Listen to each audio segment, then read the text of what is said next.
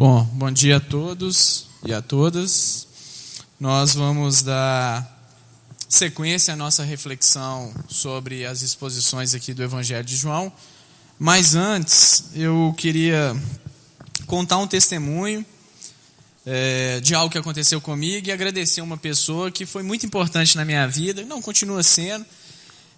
Mais ou menos um ano atrás, eu sou professor, professor de teologia, de filosofia, tenho a formação nas duas áreas, fiz direito também, mas fiz errado, Enfim, mais ou menos em 2008 eu conheci o Guilherme, acho que ele tinha voltado da Inglaterra, e aí por causa dele, o meu interesse pela filosofia foi aberto, foi despertado, Enfim, aí no ano passado eu entrei no doutorado na teologia, mas pela crise financeira do país, as bolsas de estudo tinham sido cortadas, e nesse ano eu consegui entrar no doutorado na filosofia, graças a Deus, porque assim, eu passei com a nota muito boa, tive a melhor nota do projeto de pesquisa na área de filosofia, eu estudo um autor, e eu queria honrar o Guilherme, porque foi por causa dele, Deus usou a vida dele, como usa, para despertar a vida de várias pessoas nessa área, que é uma área no Brasil onde que nós temos poucos cristãos, protestantes e evangélicos, E é interessante, gente, porque foi por causa dele que eu tive esse interesse, E eu acho que é uma questão de humanidade, de hombridade, Minha mãe sempre me ensinou a ser homem, independente de qualquer circunstância. Então a gente tem que reconhecer as pessoas que, num determinado momento da sua vida, abençoaram muito a sua vida.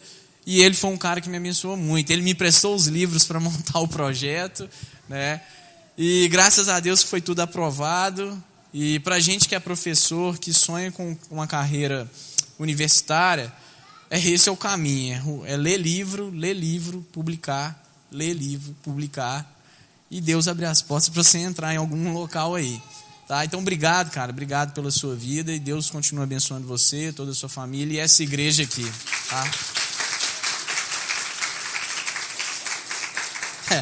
E agora é sinistro, porque eu inventei um projeto de pesquisa sobre a linguagem religiosa na filosofia, mas enfim, depois eu conto em outras oportunidades. Bom, gente, então a gente vai dar sequência, nós vamos ler aqui o Evangelho de João, o capítulo 6, a partir do verso 16. O título hoje da nossa reflexão é Jesus andando sobre as águas. É um texto muito conhecido da narrativa evangélica, é um texto onde nós temos uma mensagem muito profunda a respeito da pessoa de Jesus Cristo. Então, antes de nós realizarmos a leitura desse texto aqui, eu queria orar, pedir para que o Espírito Santo nos capacite a compreender a verdade de Deus revelada por meio da sua palavra. Deus, nós te damos graça porque nós estamos aqui, a comunidade, o teu povo, reunidos em nome do teu Filho Jesus Cristo, Pai.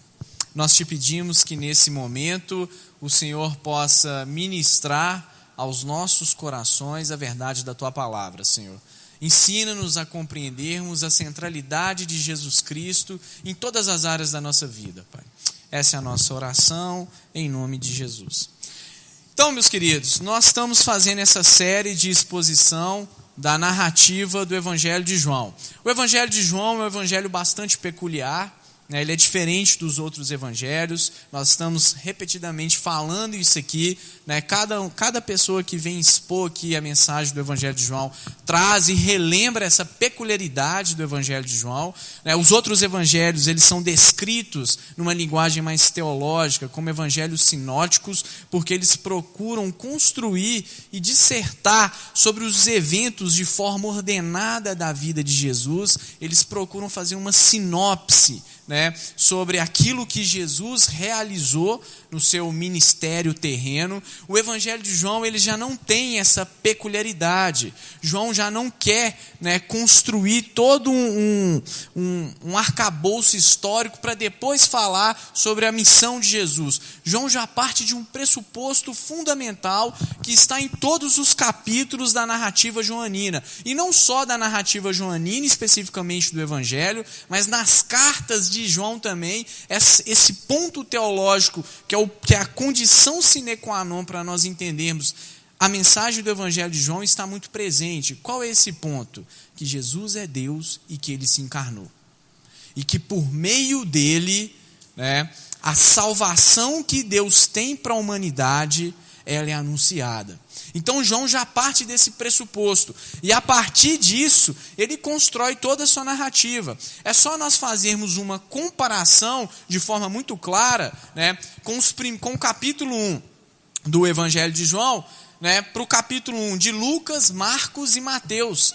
Nós vamos ver que é totalmente diferente. Por exemplo, em Mateus você tem a questão da genealogia. O autor desse evangelho ele procura ligar, né, Jesus à figura de Abraão. Por quê? Porque ele está escrevendo o evangelho de Mateus para que judeus possam vir a ouvir a mensagem de Jesus e a compreender que Jesus era o Messias que o Antigo Testamento anunciava. Então, em toda a narrativa do Evangelho de Mateus, nós temos uma estrutura que lembra da mensagem, por exemplo, do Antigo Testamento. São 5 grandes discursos no Evangelho de Mateus. Isso relembra o Pentateuco. Jesus está sendo descrito como um mestre de sabedoria, como o novo Moisés, né, que está no monte ensinando. Olha o sermão do monte, olha Moisés no monte entregando a lei. O Evangelho de Lucas, por exemplo, no seu primeiro capítulo, nas suas primeiras histórias, liga Jesus a Adão. Por quê? Porque o Evangelho de Lucas tem como peculiaridade mostrar que a salvação é universal. Adão é visto como o pai da humanidade. Então cada evangelho tem a sua peculiaridade. E o Evangelho de João já começa diferente. Ele já começa produzindo uma reflexão teológica a respeito de quem Cristo é. E tanto que o pano de fundo do primeiro capítulo, que nós chamamos o prólogo do Evangelho de João, é Gênesis capítulo 1. E não só, né, do capítulo 1, mas nós temos aqui todo o Pentateuco vai ser o pano de fundo dessa trama, dessa história que está sendo contada na narrativa do Evangelho de João. Por isso, então, que nós estamos afirmando aqui, né, que o Evangelho de João ele parte desse pressuposto de trazer uma descrição de fato da encarnação da divindade. Jesus é o Deus que se encarna. Jesus é aquele que comunica para mim e para você, né, a totalidade da salvação de Deus para a humanidade. E aí nós vemos então que o Evangelho de João ele é construído em cima desse ponto. Todas as histórias que estão sendo pregadas aqui no Evangelho de João, elas são um resumo daquilo que está no primeiro capítulo. Cada história com a sua peculiaridade, né? Então João ele procura mostrar, né, o objetivo desse evangelho é trazer a descrição que o Verbo de Deus se encarnou, que o próprio Deus se fez homem. Deus, então, assume na sua natureza divina a natureza humana. E é olhando para Jesus que nós vemos Deus e que nós compreendemos aquilo que Deus quer que nós venhamos a ser e a fazer. Então, por isso que João ele vai colocar uma centralidade muito grande em Cristo. Olha, Jesus é o caminho, Jesus é a verdade, Jesus é a vida. O Evangelho de João não fala Jesus é um entre outros caminhos. Ele não traz essa compreensão. Ele fecha, ele mostra que em Jesus só existe um único caminho para o ser humano se aproximar de Deus. E é, na verdade, Deus que se aproxima do humano.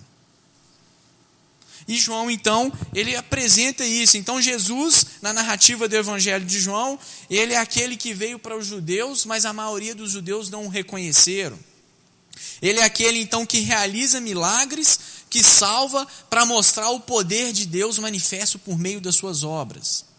E aí nós vamos ver essa história tão bonita, né, uma história onde Jesus ele anda sobre as águas, que no primeiro momento, numa primeira leitura que nós vamos realizar desse texto, a gente pode achar assim, não, mas que legal, mas tem uma questão muito clara que o Evangelho quer trazer.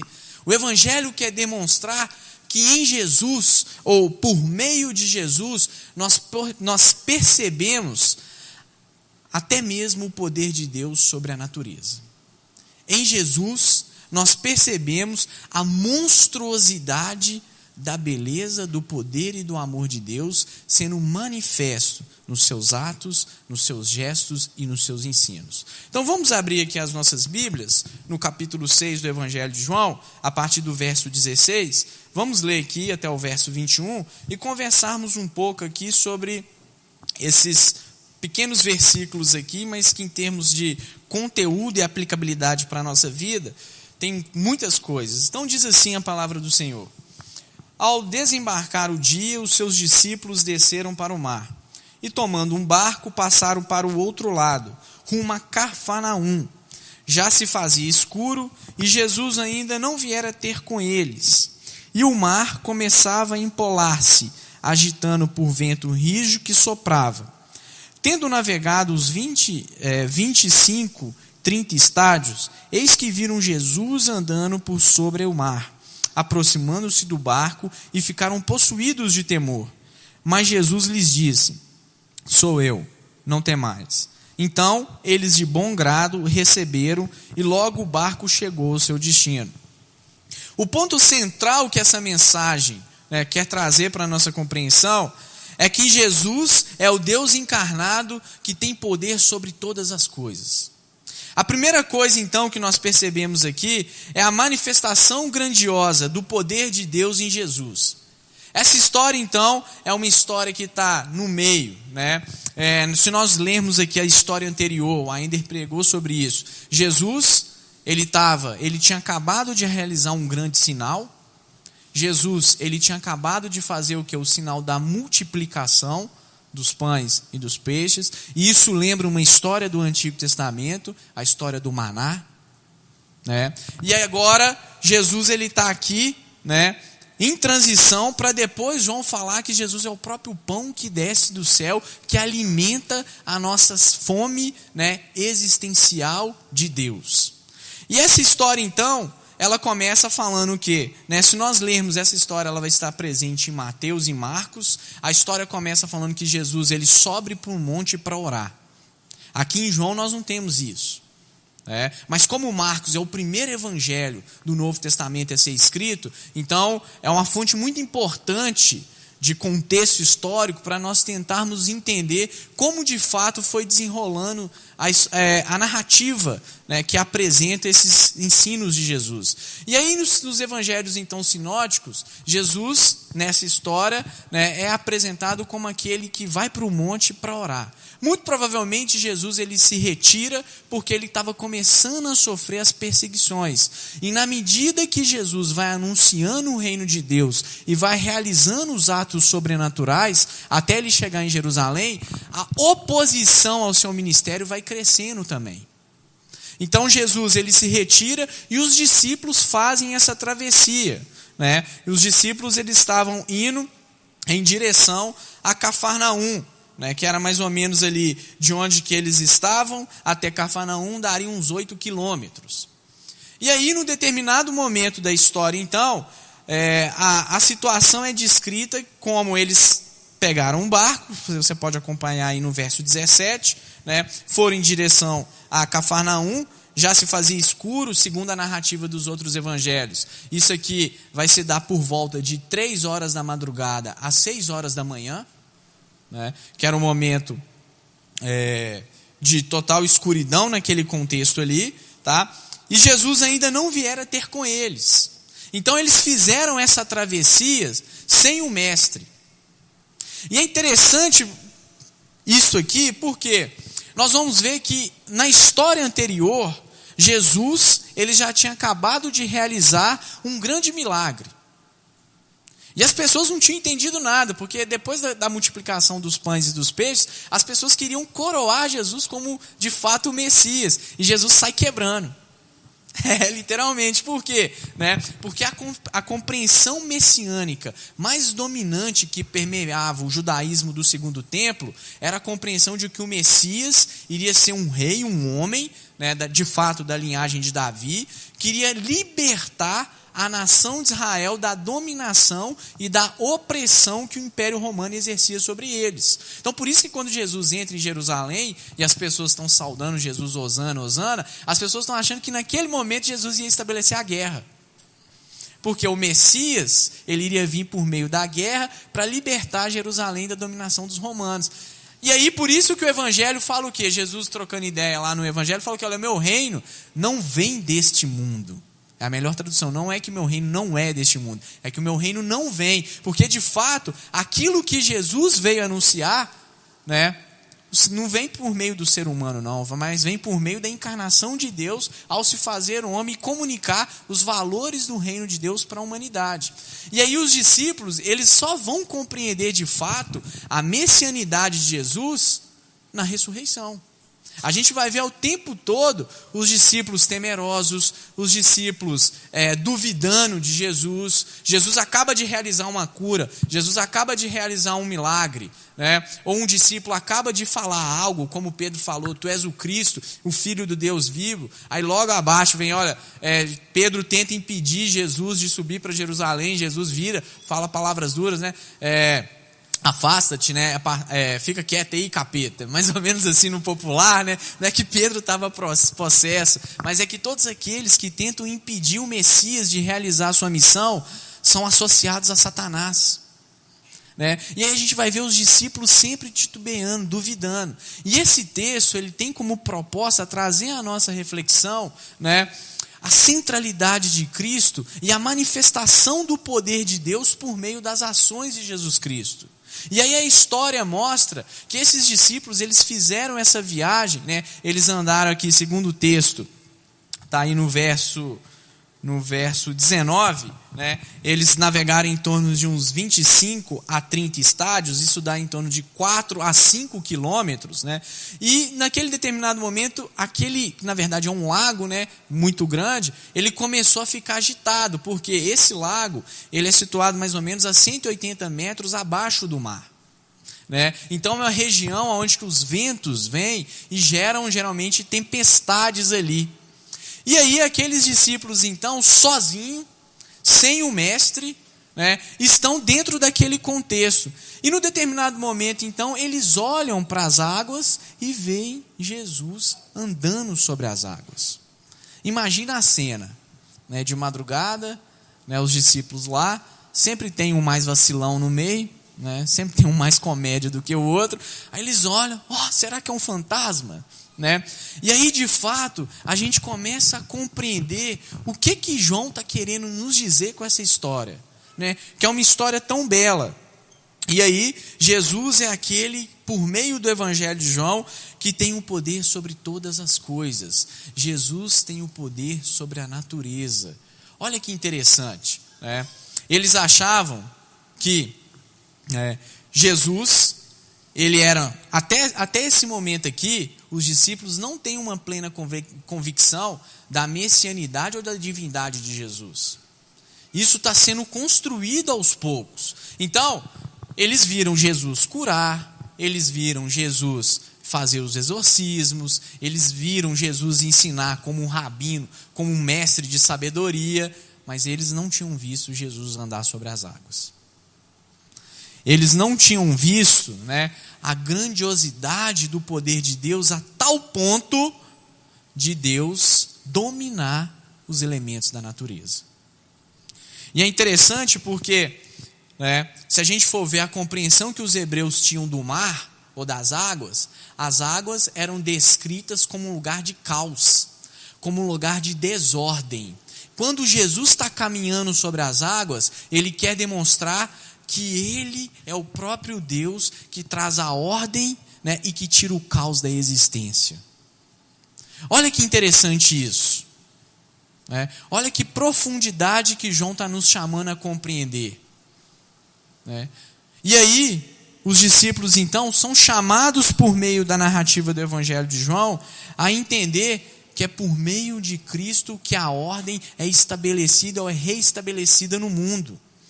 Uma coisa que nós não podemos esquecer é que na narrativa bíblica, nessa tríade bíblica de criação que é de redenção, o pecado é algo que ofende a Deus e é algo que gera uma desordem no mundo ordenado por Deus. Cristo é aquele, então, é o Deus que se faz homem, que reestabelece a ordem que foi perdida por meio do pecado. E aí é algo que é fundamental, porque esse mesmo Cristo que está sendo visto, que está sendo narrado aqui na narrativa do Evangelho de João, é aquele mesmo Deus que alcançou a nossa vida e que tirou o caos da nossa existência. É o mesmo Deus que, num determinado dia, mudou a história da nossa vida. É aquele que trouxe a ordem de Deus para a nossa desordem existencial ou qualquer outra desordem que a sua vida possa passar. Qual que é o caos que aflige a sua existência? Uma coisa que é importante, meu irmão e minha irmã, nós compreendermos que não existe um caos da qual Deus não possa lidar. O Deus que se revela em Jesus é um Deus que intervém na nossa história e muda a nossa história. Ao andar sobre as águas, Jesus está dizendo o quê? Jesus está subvertendo uma compreensão da mentalidade judaica, onde que as águas eram vistas, como eu falei, como lugar do Leviatã, como lugar dos monstros, do caos. Jesus está falando, eu sou aquele que revela Deus e sou aquele que domino tudo aquilo que foi criado. Segundo Kuyper, não há 1 centímetro do universo da qual Cristo não clama que é o quê? Que não seja dele. Deus alcançou a nossa vida era um caos, meu irmão e minha irmã. A nossa vida se encontrava numa total desordem. Até aquele dia que você teve o seu coração assaltado pela graça irresistível do amor de Deus. E Deus então, por meio de Cristo, começa a nos colocar o quê? Em ordem. Isso é a recriação de Deus. É Deus reestabelecendo a ordem que foi perdida no mundo por meio do pecado. Olha para a sua vida e vê como a sua vida era. Olha para a sua vida e repara, como você vivia antes de ser alcançado por esse amor redentivo e gracioso de Deus por meio de Jesus. O que te aflige, meu irmão e minha irmã? Eu não sei o que te aflige, mas eu sei o Deus que nós servimos, que nós professamos, e eu sei que Ele é suficientemente capaz de trazer a bonança para a sua vida, de trazer a vontade dEle que é boa, perfeita e agradável para a sua existência.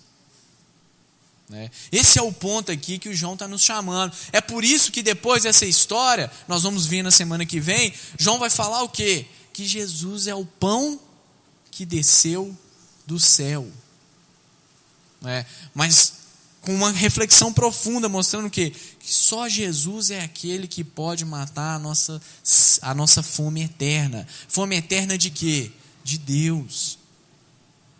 Segundo Calvino, nós nascemos por causa do pecado, com um buraco na nossa existência. Calvino vai chamar isso de sensus divinitatis. O que quer dizer isso? Como o ser humano é um ser que na sua própria constituição é criado com uma finalidade, com uma teleologia, com um propósito, qual que é a finalidade ou propósito por meio do qual os seres humanos são criados?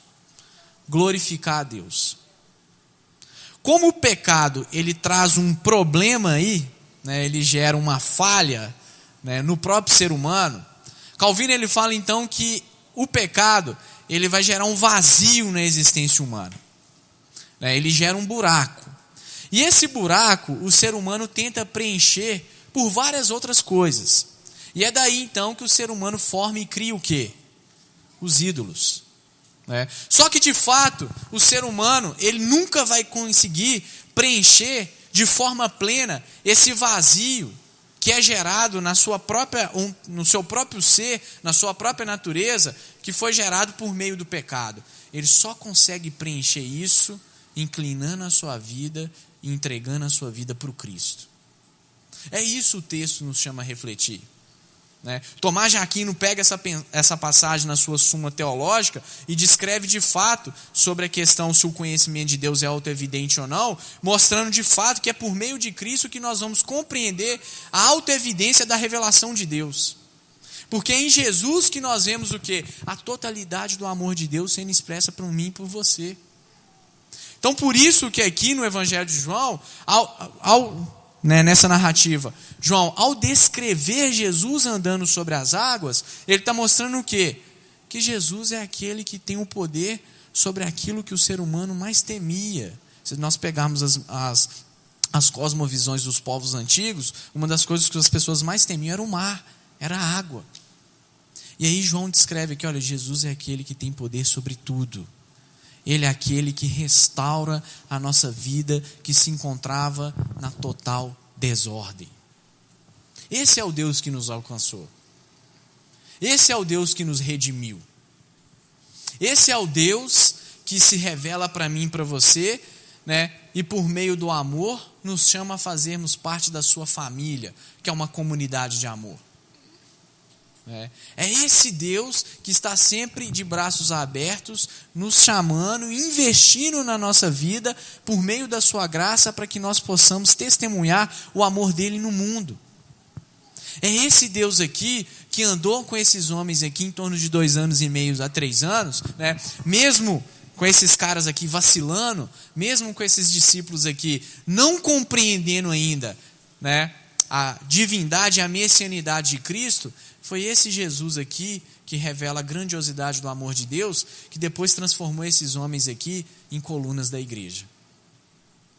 É esse o Deus que se revela na face do Cristo. Jesus está indo em direção na sua vida, está colocando a sua vida em ordem. A vontade de Deus vai ser cumprida na sua vida, meu irmão e minha irmã. Porque é aquilo que Deus quer sobre você e para você. Então, é muito importante nós entendermos isso. É muito importante nós compreendermos, nesses pequenos versos aqui, a riqueza teológica que o autor desse evangelho nos chama a pensar. Jesus andou em nossa direção, alcançou o nosso coração, mudou a nossa sorte e deu um sentido para a nossa vida. Sem Ele, nós não teríamos vida. Sem Ele, como no evangelho de, se eu não estou enganado, de Mateus ou Marcos, relata que Pedro vai afundar e depois Pedro vai andar e depois Pedro começa a afundar. Jesus chama Pedro, vem aqui, anda aqui, sobre as águas. Pedro vai bem, mas depois ele vai afundando. A nossa vida é assim. Por isso que os nossos olhos têm que estar fitados e fixos no autor e consumador da nossa fé, que é Jesus Cristo. É Ele, então, que traz a beleza que foi perdida por meio do pecado em nossa vida. E não só isso, tem algo que eu gosto muito de falar, que é de um teólogo católico, o Bento XVI, o Ratzinger. Ele fala que em Jesus e por meio de Jesus, nós temos uma plena afirmação do que é ser humano. Isso é fundamental e às vezes nós esquecemos disso. Ao olharmos para Jesus, nós temos um modelo de humanidade que Deus nos chama a seguir, que Deus nos chama a ter. Por isso, então, que no Evangelho de João, Jesus é o centro de tudo. E não só no Evangelho de João, na linguagem paulina também, há uma centralidade de Cristo. Entenda isso. Não existe calmas maior na sua vida do qual Deus não possa tirar. Não existe sofrimento maior na sua existência da qual Deus não possa te livrar. Esse é o Deus que vem até nós. Esse é o Deus que se revela para mim e para você. Deus se fez homem. O ser humano tem a tendência de querer ser Deus, mas Deus quis ser homem. Olha para Jesus. E aí nós começamos a compreender toda a dinâmica desse amor monstruoso de Deus por meio de Jesus. Por isso que Jesus é um paradoxo, né? E aí um filósofo atual, Slavoj Žižek, vai escrever um livro então chamado A Monstruosidade de Cristo. Um ateu. Por quê? Porque de fato a gente olha para os ensinos de Jesus, para tudo aquilo que Jesus faz, para a forma como Jesus está lidando com o ser humano, é diferente mesmo. Há uma subversão da forma como Jesus ensina o reino de Deus, nos valores humanos que são pautados na queda, no pecado. Jesus a todo o tempo está subvertendo a nossa noção sobre quem é Deus. Ele de fato que nos mostra o próprio Deus, porque Ele é o Deus encarnado. Por que Jesus ao longo do seu ministério, ele entra muito em embate com os fariseus e com os saduceus? Principalmente com os fariseus, que eram aqueles que achavam que tinha a centralidade da revelação de Deus, que tinham existiam 7 tipos de fariseus, tá? Achavam que tinham todo o conhecimento de Deus. Jesus ao tempo todo está batendo neles, porque Jesus está mostrando para eles que a compreensão que eles tinham de Deus estava errada. Porque se eles tivessem a compreensão correta de Deus, eles tinham reconhecido que Deus se revela por meio do Filho. E aí Deus então está subvertendo toda aquela compreensão por meio de Jesus que o judaísmo do primeiro século tinha. Por isso então que o evangelho ele ganha nesse sentido um tom de contracultura. Contracultura no sentido de que Deus ele subverte os valores humanos. Ele mostra a lógica do reino.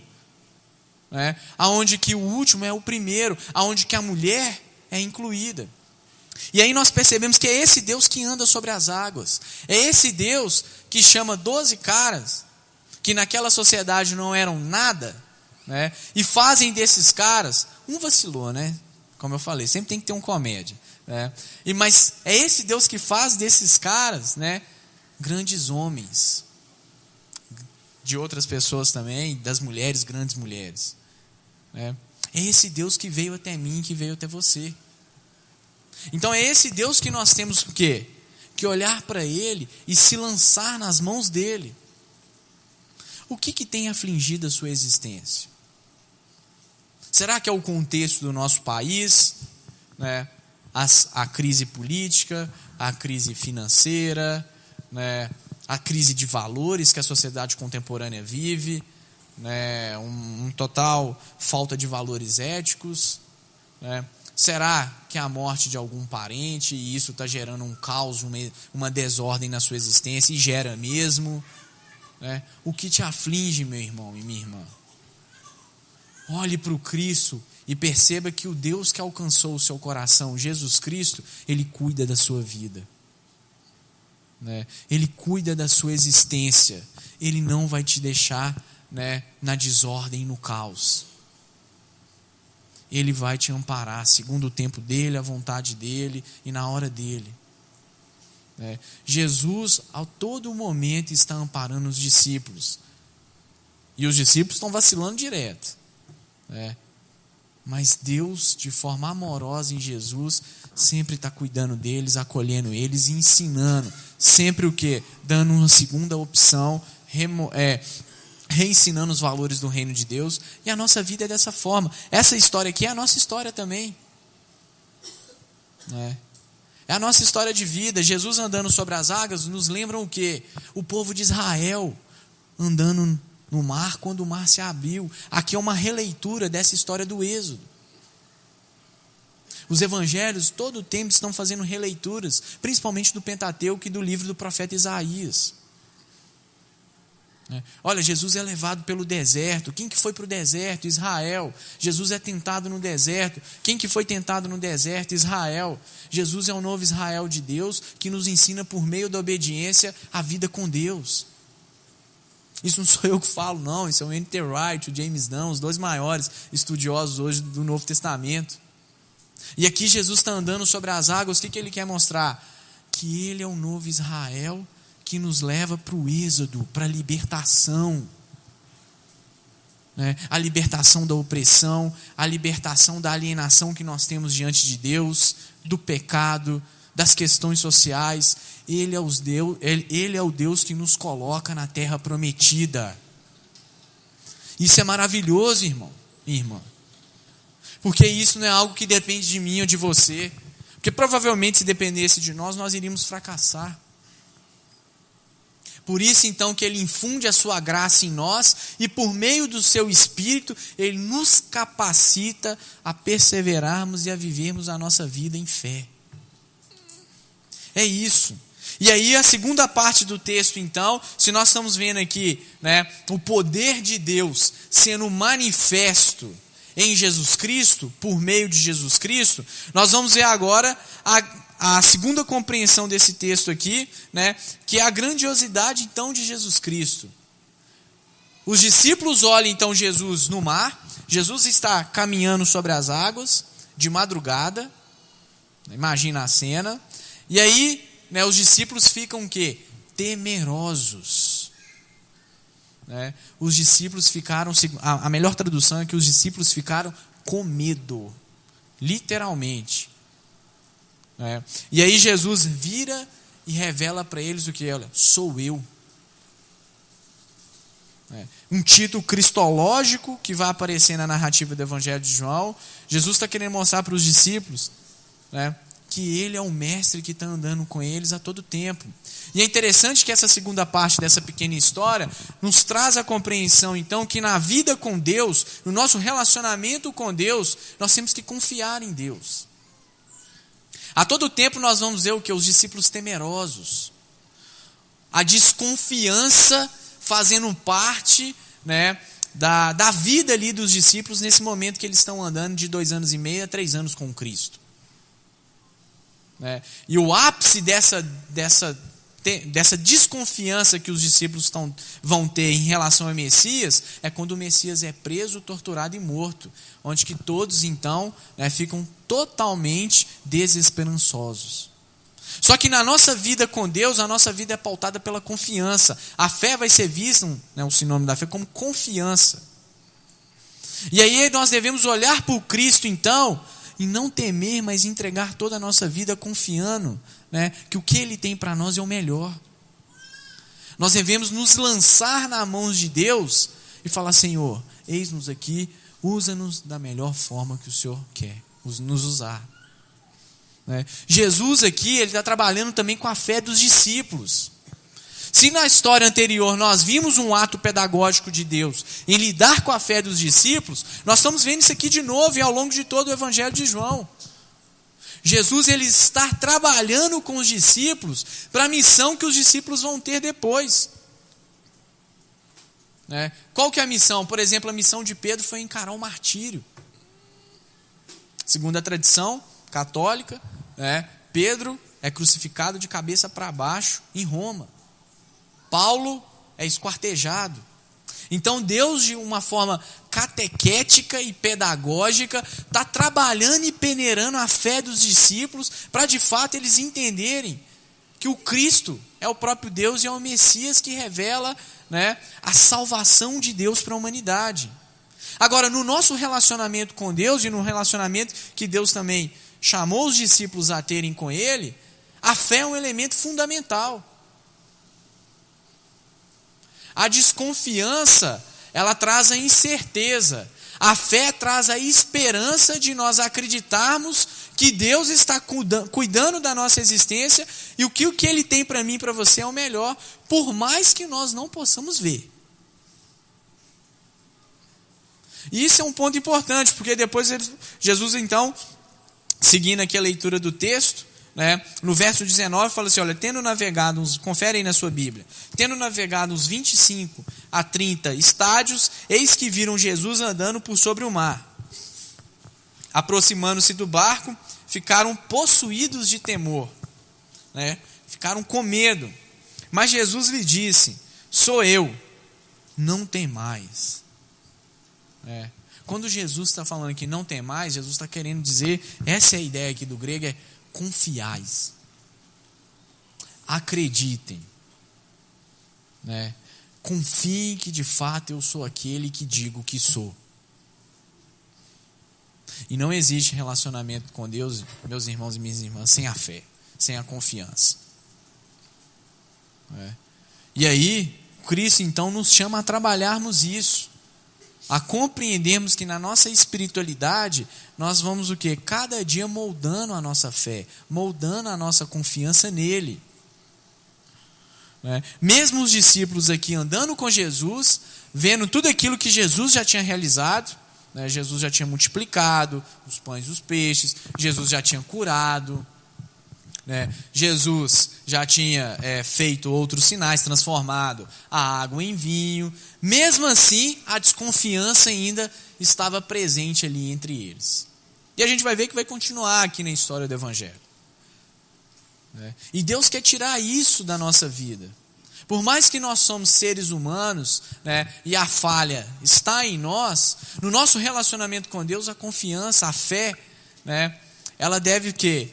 Ela deve nos levar à compreensão de fato que Deus é aquele que cuida da nossa existência, que Deus é aquele que traz o maná diário para a nossa vida. Olha a mensagem da multiplicação dos pães e dos peixes. Aquilo representa o maná.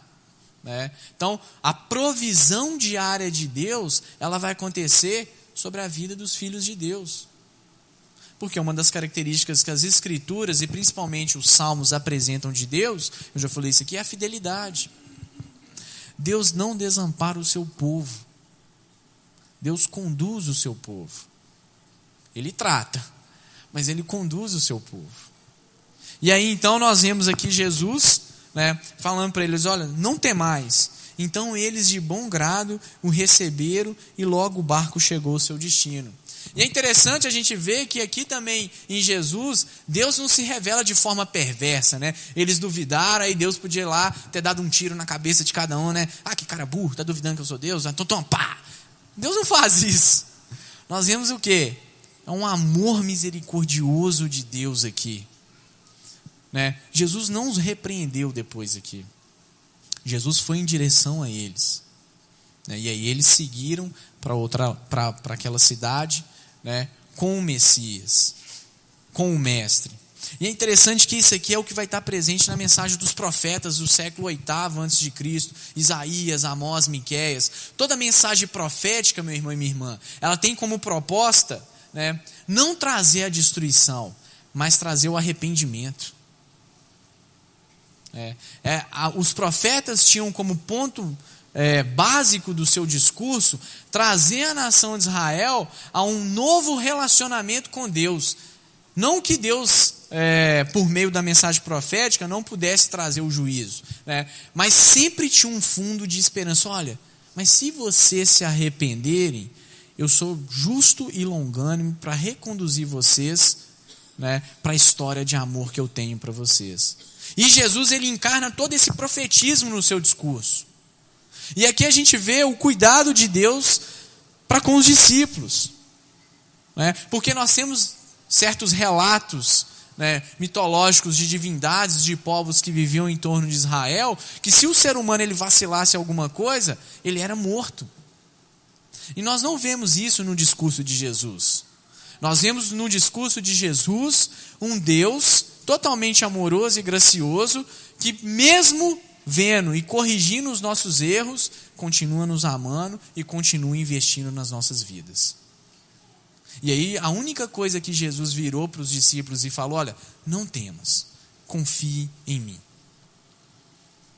E isso vai estar presente em toda a estrutura. Então, é necessário nós confiarmos em Jesus. É necessário nós acreditarmos e lançarmos toda a nossa vida em Jesus. Por mais sinistra que possa ser o momento da sua vida, por mais obscuro que possa ser a sua existência hoje, confie em Deus, irmãos. Creia de fato que é esse Deus que você está se lançando, é esse Deus aqui que andou sobre as águas. Creia de fato que é esse Deus, que mudou a história, que cuida da sua vida. É isso que a Bíblia nos chama a perceber. Quando nós pegamos lá o capítulo de Hebreus que fala dos heróis da fé ou da fé, nós vemos a fé como confiança. Pessoas que não viram a promessa, que não viram o Messias, morreram sem ver, né? E mesmo assim confiaram, acreditaram. E mesmo assim, né, perseveraram naquilo que Deus os chamou a fazer.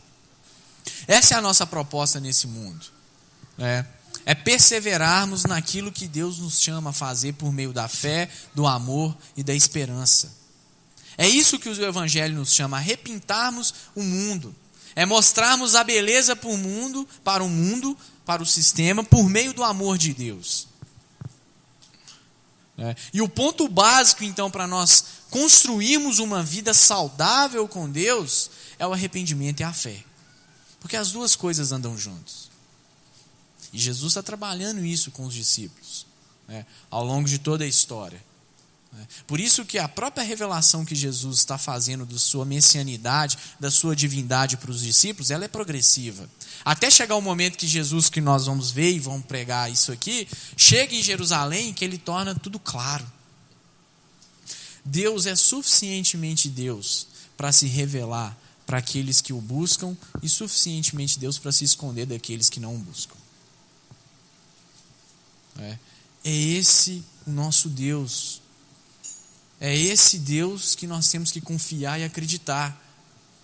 Ele sabe do seu momento, Ele sabe da sua história, Ele sabe das suas lutas, né? E Ele não vai te deixar na desordem, Ele não vai te deixar no caos. Confie, tenha fé nele. No relato dos evangelhos sinóticos, Pedro anda sobre as águas, tem um momento de fé, depois a fé dele é permeada pela desconfiança e ele afunda. Mas nós somos chamados a ter os nossos olhos fixos no Cristo. É como um corredor que está lá na largada, mas o cara está vindo lá a chegada. Pensa na Olimpíada lá, na prova de 100 metros. O cara está ali na largada, mas os olhos dele, né, estão fixos na chegada. Na nossa vida cristã deve ser assim também. Nós estamos aqui, no meio da corrida, né, vivendo a nossa vida debaixo do senhorio de Jesus Cristo, debaixo da graça redentiva de Cristo, mas os nossos olhos devem estar fixos no céu. Devem estar fixos no reino de Deus, ou no próprio Cristo, né, no autor e consumador da nossa fé. Então que essa história fale ao seu coração, porque uma coisa que é importante, uma coisa que a gente sempre fala aqui, é que nós somos chamados a lermos as histórias bíblicas como se fosse a nossa própria história de vida. Porque esse mesmo Deus que anda sobre as águas é o Deus que nos libertou do pecado, da escravidão, do caos, da desordem, nos libertou de nós mesmos e nos deu vida. E segundo o Evangelho de João, a vida que Ele nos deu é a vida em abundância. É esse Deus que nos alcançou. É esse Deus por meio do qual a Bíblia nos chama a entregarmos o nosso coração. Vamos orar então e pedir para que, de fato, o Espírito ministre nos nossos corações essa verdade, que a nossa fé possa ser renovada, né? Que o amor de Deus cada vez mais possa ser infundido sobre a nossa vida, que a esperança esteja sempre presente no nosso coração, né? E que nós possamos confiar que Jesus Cristo exerce o controle sobre tudo e tem o poder sobre todas as coisas. Senhor, nós abrimos o nosso coração ao Senhor, te pedimos o perdão dos nossos pecados. Pai, nós reconhecemos que às vezes nós não temos fé suficiente, que nós titubeamos, que nós deixamos o caos e a desordem prevalecer. Pai, mas nós te pedimos, Senhor, renove a nossa fé, Pai. Nós te pedimos que o Senhor ministre nos nossos corações a compreensão de que o Senhor venceu todas as coisas, de que o Senhor é aquele que cuida da nossa vida, de que o Senhor é aquele que andou sobre as águas, de que o Senhor é aquele que nos alcançou e nos redimiu e nos transformou, Senhor.